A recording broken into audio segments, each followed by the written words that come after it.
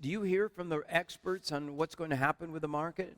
I do, Jim, and it has much, much farther to fall. Already globally, we've seen $5 trillion of wealth wiped out. Already we've seen all the gains here in the U.S. stock market since the end of 2013 already been wiped out. So we've already seen this decline here in the United States. And keep in mind that Jonathan Kahn has always said that we're not just looking at a single day with the Shemitah.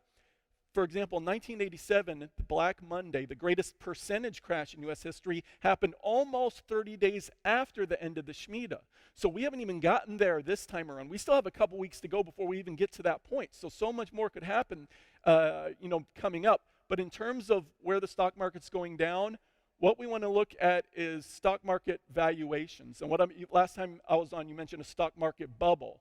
Right now, stock market prices have, even after this crash, they're at completely irrational levels. Now, for example, one of the measurements we look at is called a price to earnings ratio. In other words, how much money you have to pay for a stock related to how much the corporation is actually earning, bringing in. And people calculate this different ways, but one of the most popular, there is a professor at Yale, his name is Robert Shiller. He's won a Nobel Award. He's written many books. But he's calculated what's known as the cyclically adjusted price earnings ratio. And historically, the long-term historical average is 15.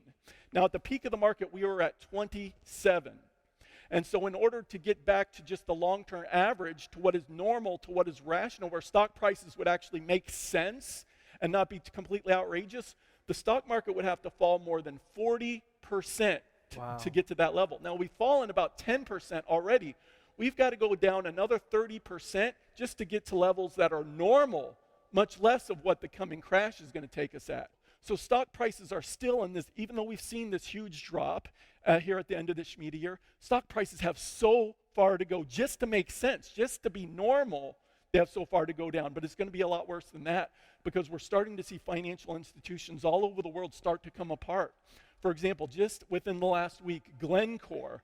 Many of your listeners may not know who Glencore is. They've been known as the largest commodity trader in the entire world. At one time, they were the 10th largest company in the entire world. If they were to implode, it would be a global event much worse than the collapse of Lehman Brothers in 2008.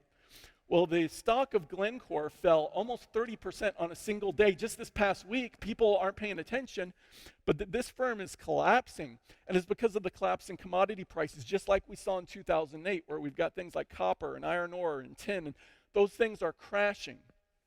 And so what's happening is Glencore, and there's also a firm called the Noble Group, the largest commodity trader in Asia. Their stock is collapsing. All these firms are starting to collapse, to implode.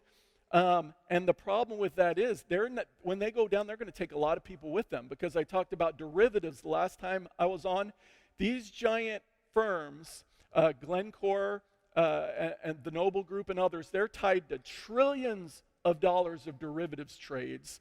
And so if they go and they can't pay on their derivatives, these bad bets that go bad related to commodities, then the banks they owe the money to aren't going to be paid. They're going to be in trouble. So it's a domino effect.